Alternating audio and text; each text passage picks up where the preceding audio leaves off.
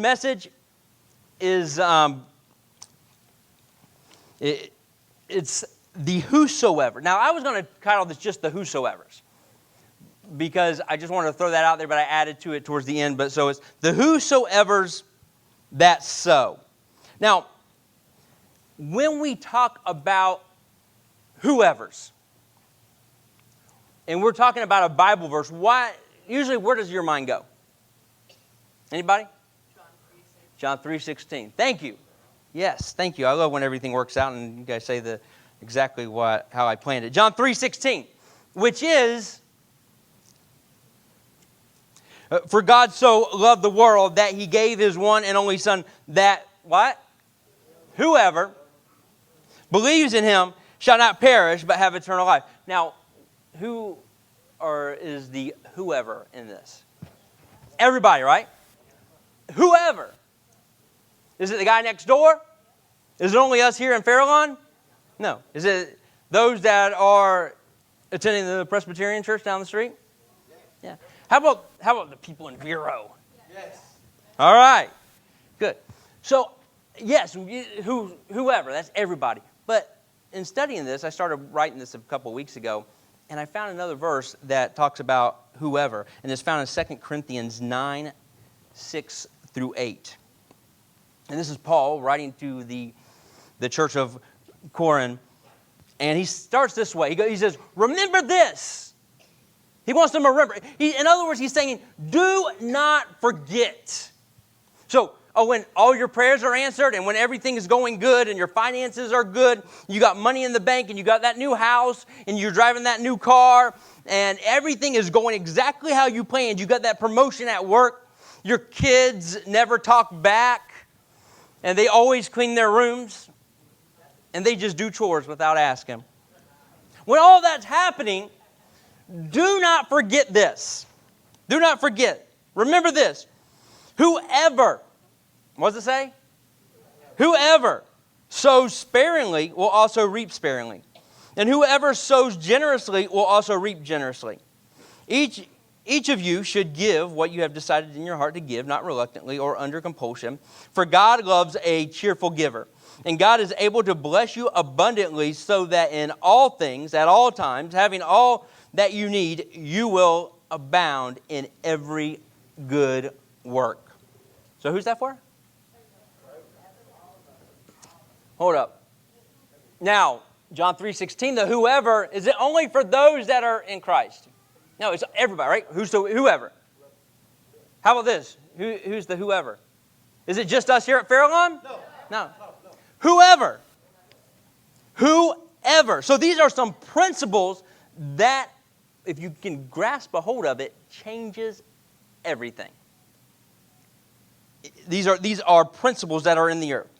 Now, sometimes we look at people, and I don't know if you've ever done this, but I know I have.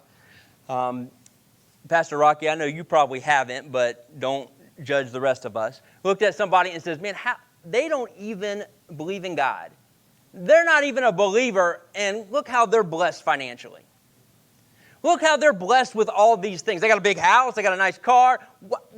I don't have that. Shouldn't that be reserved? Shouldn't God bless me with that? And you start looking at this, but because there are people in this world that they have grasped a hold of this biblical principle, whether they even realize it's a biblical principle or not, and they are being blessed in this area. Now, they may not, if they're not a believer, they don't get to take it with them.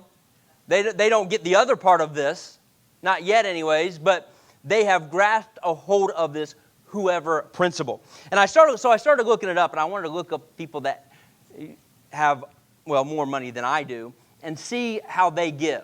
Now, check this out. You know who Jeff Bezos is? Yeah. He's the owner of Amazon, right? Guess how much he gives a year? Last year, he gave this much personally, not through Amazon, personally, $2.4 billion. That's what he gave away to charities, to nonprofits. All right. Warren Buffett, everybody knows who he is, right? $4.1 billion last year.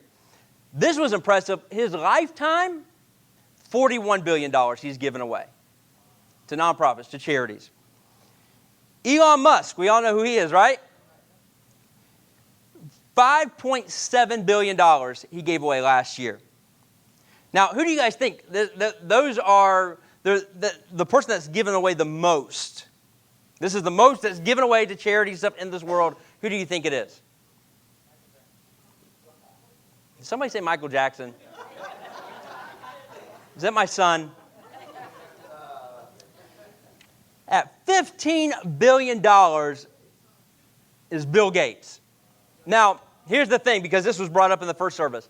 Yeah, but who's he giving it to? What charities? They aren't charities I believe in. They don't have to be. You don't understand this. This is the whosoever. This is the sowing principle that God has put into this earth.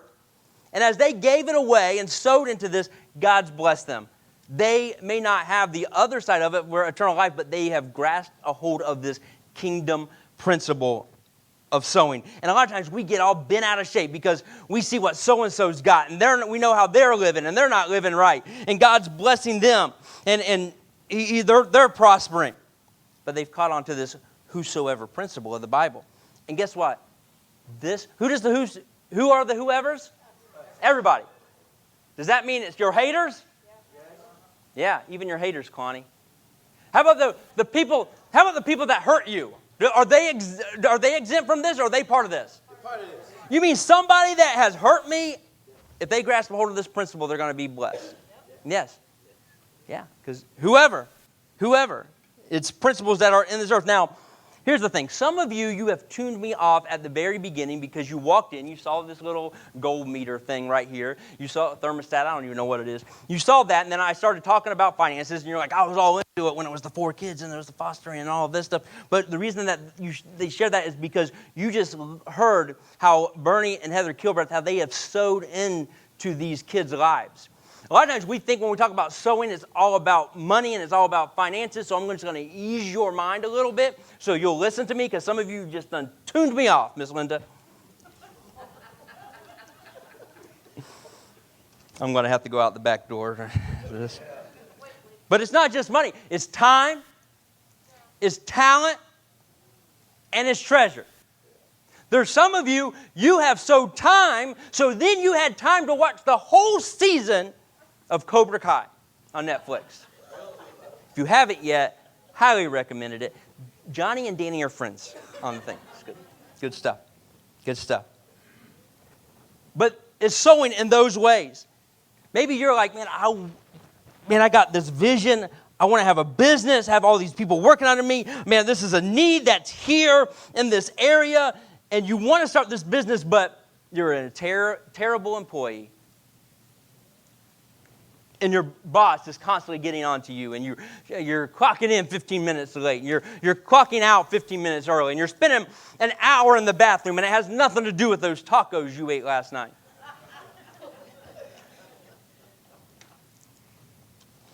God, bless me with a house. I need a house. Bless me with that. But then you're not even taking care of the house that you're living in. You're not even taking care of the room that your sister has allowed you to stay in.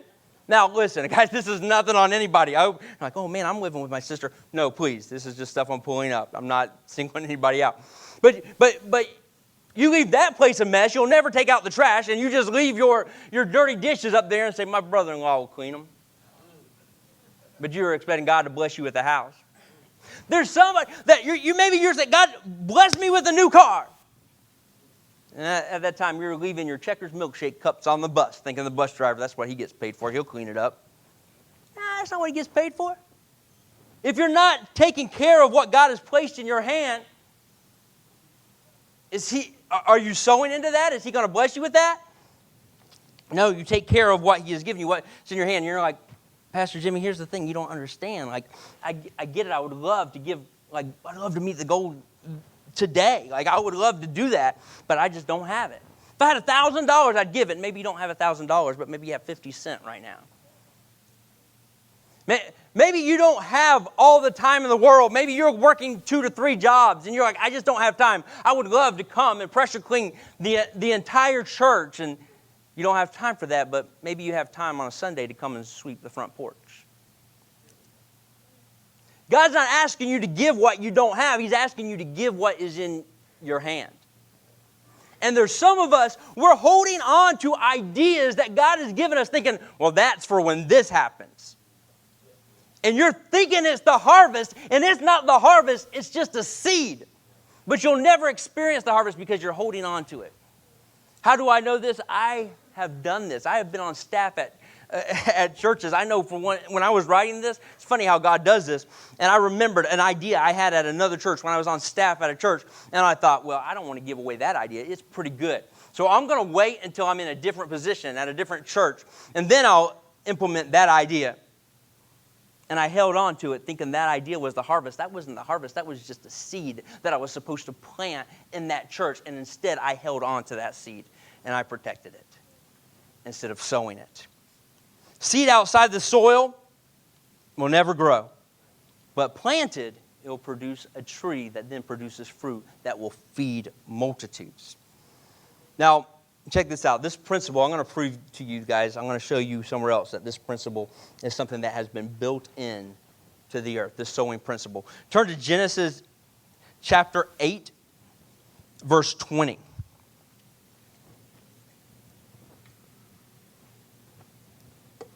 In Genesis 8, verse 20 to 22, it says, Then Noah built an altar to the Lord and took of every clean animal and every clean bird and offered burnt offering on the altar. This was just after God had flooded the earth.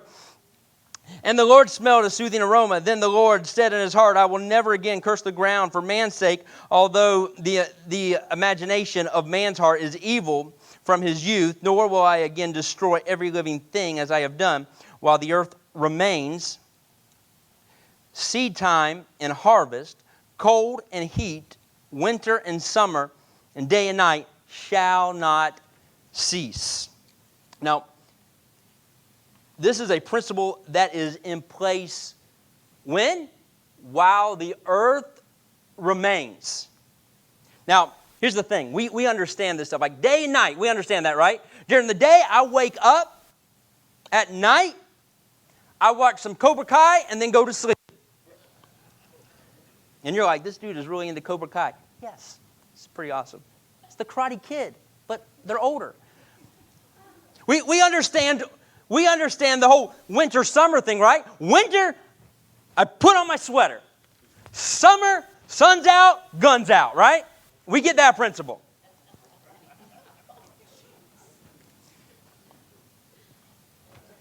But then the principle, while the earth remains, seed time and harvest time.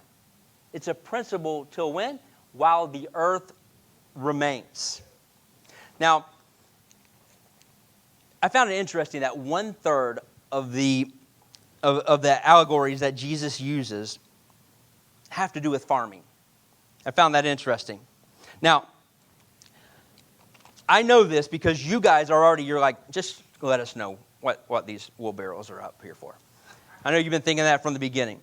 So, actually, if I could get Rocky and Tom to help me, can you guys just do this? Can y'all just, we're going to make this area like the life we live in. Can you just take the soil and just pour it out right here on the stage?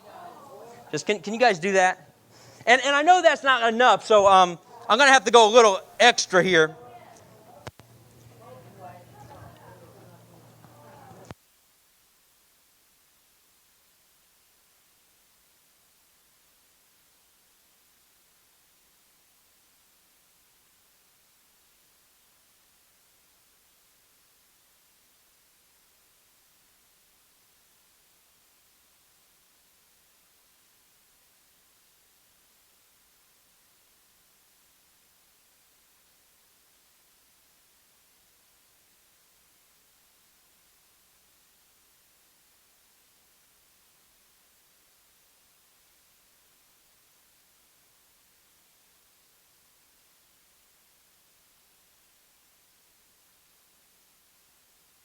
Rocky and Tom, Pat is going to kill y'all. Now, I know you guys are looking and you're thinking, man, I don't put on overalls too often. We got any farmers in the house? No farmers? Put your hand down, Aiden. I was like, my son's going to raise his hand. Kid mows 2 yards and he thinks he's a farmer.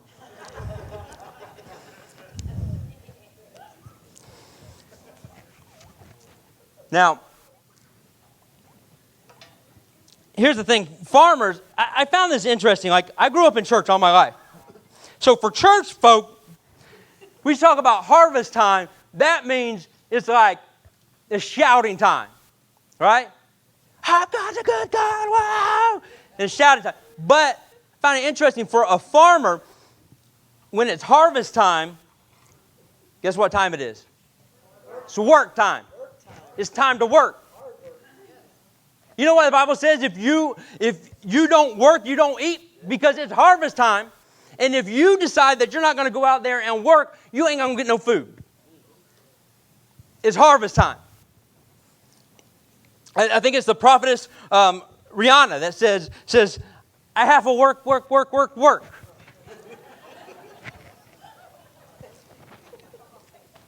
And this here is my life. This here is where God's placed me. This is where I live my marriage. This is where I raise my kids. This is where I work. This is where I go to church. And God has placed me here with this seed.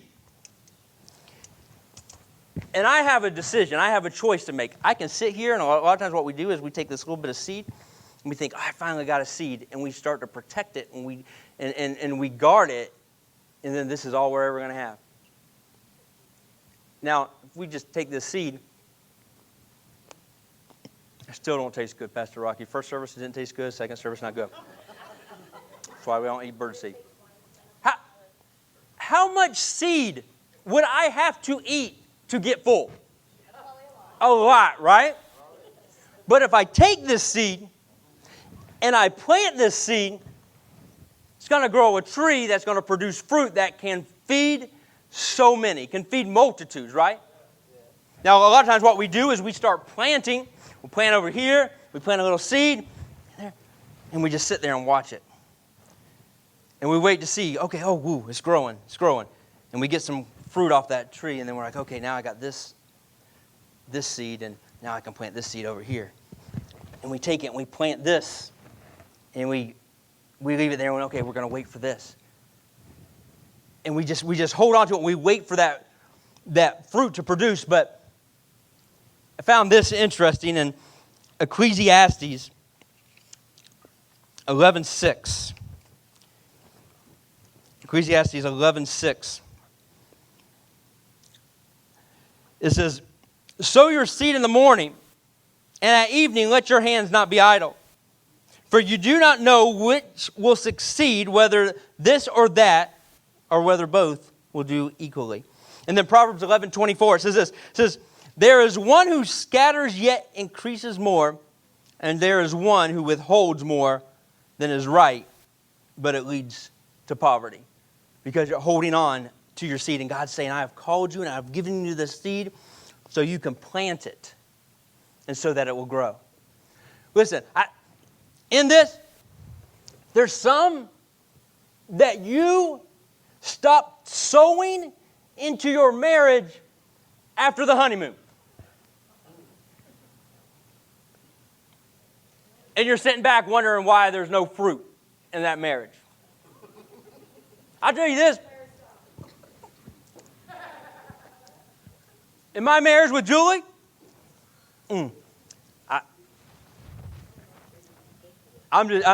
Friday night, date night. Not even date night, date day. Now, sometimes we end up at the church. I get that. But it's still date day, and we're hanging out, and we're spending that. And I'm just throwing seed, man. I'm just throwing seed in my marriage. Baby, you know how much I love you. Oh, baby, you are amazing. I'm so glad that God gave me you. Oh, baby, your butt looks good in those jeans. Oh, but I ain't playing. Because I want my marriage to produce fruit. Here's the thing is, you come here and you can give in the offering all day long. You can give thousands of dollars, but if you're not investing in your relationships and investing in your marriage, and then you're sitting back saying, there's no fruit, because you're not planting in that marriage. You're not planting in that relationship. I don't see any fruit in my kids.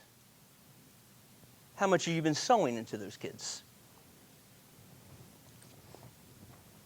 This is principles that will produce in life until when?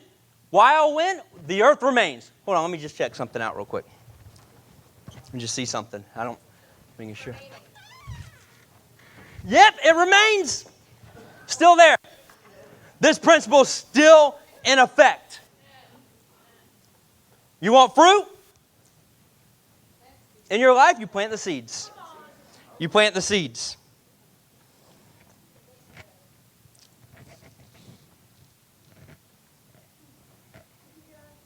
Now, sometimes, here's this, and I've been here. Like, I'm not throwing this in because I've been here before, but you're like, Jimmy, you know what? I'll plant when there's a need. All right, you throw a kid center at me, you tell me about 4 kids, first priority. Okay, there's some needs I'll plant, but just on an everyday basis, I'm just going to hold on to my seed because there might be something else that comes along, so I'm just going to, I don't need to. Kalani might come up here and take my seed, so I just need to put it over here and hide it from him and just hold on to it. But then there's a need. All right, there's that. But that's not what the Bible's telling us. If you just keep planting when there's a need, then you're just sitting there waiting for that fruit. And what does Proverbs say? It says to constantly give. Well, God, they don't need it. It doesn't matter whether they need it or not. God's saying just go around and just planting seed wherever. I was telling Pastor Rocky that I was walking around the other day and God was speaking to me and he told me to sow in a certain area. And I remember I was walking, I was like, God, if you keep telling me to sow in these areas, like, I'm just going to stop walking around. And I was thinking, well, maybe they might not even need it. God might be telling you, go buy somebody $300 in groceries at Publix. And you're like, they look, by how I'm looking, Bernie's ate enough food. You know what I'm saying? Heather's cooking's pretty good. And he thinks the Road Warriors are the best tag team. But it doesn't matter what the need is. God's saying, I want you to constantly be sowing. Everywhere you go, you're sowing seed. Everywhere you go, you're planting seed. It's principles that will be here until when? Till the earth remains. Earth remains. So guess what? When my parents, check this out, when I was a child, and they were at Palm Vista Church of God, on those Sunday night prayer meetings, and I was on the back pew asleep, guess what my parents were doing? They were sowing. When I went over to my grandparents' house, when I went over to my Papa, Mom, Pat's house, and they sat me down, and they told me Bible stories over this book, this blue-covered book, and all I wanted to do was just watch some TV, try to sneak some He-Man in. Guess you know what they were doing? They were sowing. How when I went to my other grandparents, Clifton and Marie Lloyd, I would go over there in the mornings.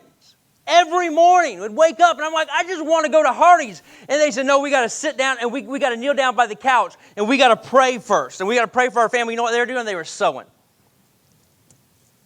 When my dad, at Palm Vista, when I was misbehaving, and he grabbed me, and he picked me up and took me outside and grabbed a switch off a bush and spanked my butt. Well, I don't know, Dad. I don't know if I can call that sowing. I'm just kidding, Dad. He was sowing.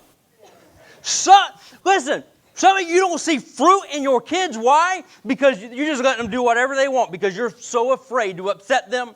You're so afraid, when they get older, they're gonna get mad at me. They're not going to love me. And you're trying to hang on to that. And you're thinking, if I don't have my kids, I don't have anything. So you're so afraid to discipline them. You're so afraid to tell them anything different. And you're not sowing into them. You're holding it. You're protecting your seed. And by the way, I'm just going to say this. In Ephesians, Paul talks about it. That in this whole process that God has planned, your kid's supposed to leave you anyways. and you've been trying to hang on to them, because the Bible says that a man will leave his family and become one with a woman. And we're trying to hang on, and we're trying to prevent that to happen because, well, I don't know, if I don't have my kids, I'm not going to have anything. And instead of sowing into them, you're protecting your seed.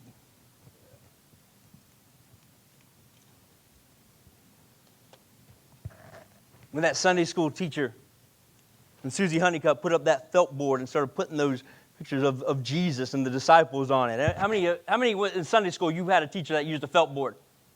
Yeah, I said we bring back some felt boards, Miss Ann. You know what she was doing? She didn't have to do that. She was sowing into us kids. Well, at Palm Vista Church of God, when they took up, they said, hey, we're going to pledge to see who will give towards the youth pastor. You know what they were doing? They were sowing into the teenagers' lives. They didn't have to, but they were sowing. They were constantly sowing. And if they wouldn't have done that, listen, this is fruit. Right now you are looking at fruit from that. Because I could not stand church. I wanted anything but church. I would argue with my parents to go to church. And if it wasn't for my mom dragging me to church, and a little bit of fear of my dad, if I backtalked my mom, because there was one time when he got really mad, he started shaking his head. It was so out of character for him. I got scared. I just was like, I don't want to ever see that again.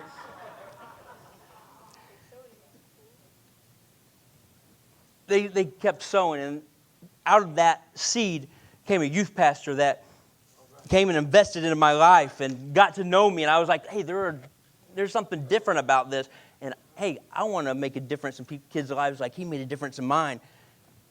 But it would have never happened if they weren't sowing. They kept sowing. Listen, before that youth pastor came, when Jimmy, at 13 years old, cursed out his youth leader and didn't even realize it, I blacked out, saw red, and I just got mad over a sports game, and I cursed him out, and he took me to the pastor's office, and he said, he needs to stop coming. He can't come to youth anymore. And if that pastor wouldn't have taken the time and said, Jimmy, this is what we're going to do. You're not going to be kicked out of youth, but every Wednesday night I need you to come into my office and we're going to talk 30 minutes before youth for 2 months. But you're not going to get kicked out. You know what? That pastor was sowing into my life. And today you see the fruit of that. Where are you sowing? What are you doing with your seed? This last part I wasn't planning on talking about. And Chantel, you can come up here. Did she just walk out? That was not planned, but I would have planned it that way. Couldn't have worked out any better. By the way, give it up to our worship pastor.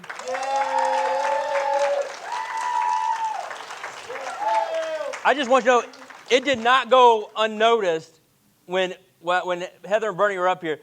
Chantel, our worship pastor, after getting done, she didn't have to do this. Nobody told her. Steve would have done it. She moved this table and chair up here. That was huge. That did not go unnoticed. Now your reward is right here, Chantel, and it was not. Sorry about that. So there's this famous story, and I don't have the verses up here because I wasn't really planning on doing this. There's this. Is my hair all messed up now? There's this famous story in Matthew chapter 25. And it starts in verse 14. I'm going to read it out of the Passion Translation. We don't have the verses to go up there because again, this wasn't planned, and I'll tell you how it all worked out. But it's this famous story about the parable about financial stewardship. And it says this. It says, starting with verse 14. Again, heaven's kingdom is like a wealthy man who went on a long journey and summoned all his trusted servants and assigned his financial management over to them. Before he left on his journey, he entrusted a bag of 5,000 gold coins to one of his servants, to another a bag of 2,000 gold coins, and to the third a bag of 1,000 gold coins, each according to his ability to manage. Each according to what? His ability to manage. Some of y'all looking at somebody else and you're saying, why do they have that and I don't have that? Because right now you are in a stage of your life where you do not have the ability to manage it. And if you had it, it would not be managed well. Verse 16, the one entrusted with 5,000 gold coins immediately went out and traded with the money, and he doubled his investment. Now, I used to, when I saw this, I was like, this is kind of an unfair story. Because the wealthy man didn't even give them any direction. But see, here's the thing. If he wanted that money just to sit there, he would just left it in the treasury. He would have just left it in the bank. He gave it to them. There was a purpose for this, and they realized it. He didn't just give it to them and say, hey, put this under your bed and take care of it. First man, he took the 5,000 coins and he doubled the investment. In the same way, the one who was entrusted with 2,000 gold coins traded with the sum and likewise doubled his investment. But the one who had been entrusted with 1,000 gold coins dug a hole in the ground and buried his master's money. After much time had passed, the master returned and settled the accounts with the servants. The one who was entrusted with 5,000 gold coins came and brought 10,000, saying, see, I've doubled your money. Commending his servant, the master replied, you have done well and proven yourself to be my loyal and trustworthy servant. Because you have been faithful steward to manage a small sum, now I will put you in charge of much, much more. You will experience the delight of your master, and you will say, and who will say to you, enter into the joy of your Lord. Then the one who had been entrusted with 2,000 gold coins came in and said, see, master, I have doubled what you have entrusted me. This stuck out to me because he didn't say, well, master, you know what? You gave Billy 5,000 gold coins. You only gave me 2,000. If I would have had 5,000, I would have worked it like he did. Like if you gave me 5,000, I would. No. He didn't do that. And you know what else I noticed? The master didn't say, well, Billy brought me 10,000 gold coins. He didn't say that. Why? Because this dude took and he sowed what was in his hand. He wasn't expecting him to sow what was in somebody else's hand, he just sowed what's in his hand. Commending his servant, the master replied, you have done well and proven yourself to be my loyal and trustworthy servant because you were faithful to manage a small sum. Now I'll put you in charge of much, much more, and you will experience the delight of your master, who will say to you, enter into the joy of your Lord. Then the one who had been entrusted with 1,000 gold coins came to his master and said, look, sir, I know that you are a hard man to please, and you're a shrewd and ruthless businessman who grows rich on the backs of others. Now, it don't say that his master was that. This is what he assumed. I have a feeling that this dude never took time to really get to know his master. He says, I was afraid of you, so I went and hid your money and buried it in the ground. But here it is. Take it. It's yours. There's somebody here, your talent. You could out-sing anybody up here on the praise team. You could out-preach anybody that's got up here and taught or preached.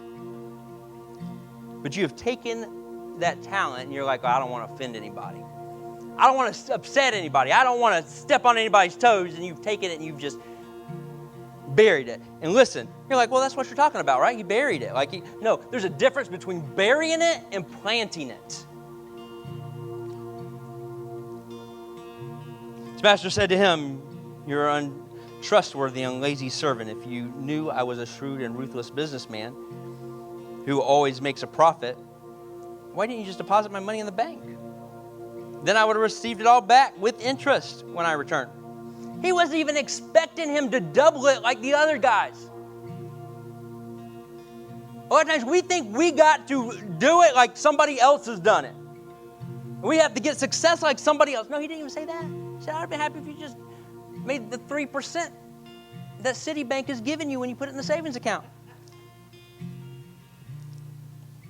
But because you were unfaithful, I will take the 1,000 gold coins and give them to the one who has 10,000.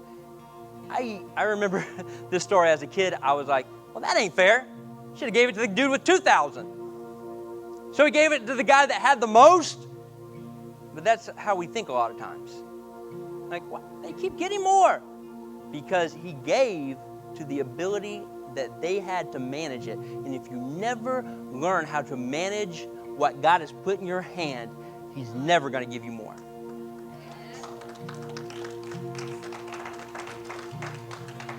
I'll tell you this too. God will never give you the finished product. He will give you what you ask for as a seed, and he expects you to plant it so that they will produce fruit. It says, for the one who was given more until he overflows with abundance, and the one with hardly anything, even what little he had, was taken away. Now, seems like that would be a good story to put in this message anyways. Wasn't planned. But last night, as I was looking for my Passion Translation Bible, my books fell. It's not a surprise because they're just kind of like piled up in the top of my closet. They're not like very organized and stuff. I mean, Julie just throws them in there. It's the only time it's ever organized. So this Bible right here, I received this. I got this when my sisters and I went to my grandmother's place after she passed away, my mom, Pat, and this Bible was here, and Christy asked me if I wanted it, and I was like, yeah, absolutely. And then I found out before it was my grandmother's Bible, it was my papa's Bible, who was a pastor for many years, and this was the first Bible that he ever preached out of. Now, this is worn. The pages are falling out. I've preached out of this Bible, I think, one time, and it was on an Easter service. But as this fell out, I picked it up, and this page right here fell out. Now, there's places in here that's been highlighted. There's notes written in pencil that you can hardly read. But this page, I just wanted to show you this. This page right here fell out. And there's places here where it's been highlighted in yellow, and then it was highlighted again in purple, and then highlighted in red. There's missing, like part of this page is missing. This page in a worn out Bible is by far the most worn out page. And I looked at it when I was picking it up to put it back on the shelf, and you know what story it was? The one I just told you. Matthew 25:29. Why? Because my grandparents grabbed a hold of the concept of whoever and sowed. Listen, my grandparents, because of Ralph and Eunice Bunting, decided to put on the overalls and become farmers in the kingdom. There is a church that that my grandmother never set foot in that has a kitchen named after her. There is, right now, in the lobby, there is a Yamaha piano that was my grandmother's, sitting in a church that she never stepped foot in. This is what's so cool, is if you open up that bench, there is music that she wrote sitting there. But it never would have happened if they didn't make that decision to sow. You're looking at the fruit of it. Because they decided that regardless, they're going to take what was put in their hand and they're going to sow. And they're going to sow.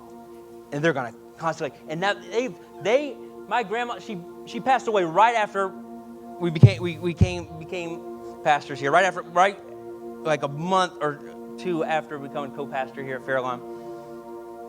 And a lot of times we joke that God did that because if she'd have found out that I was a pastor at a Baptist church, it would have killed her.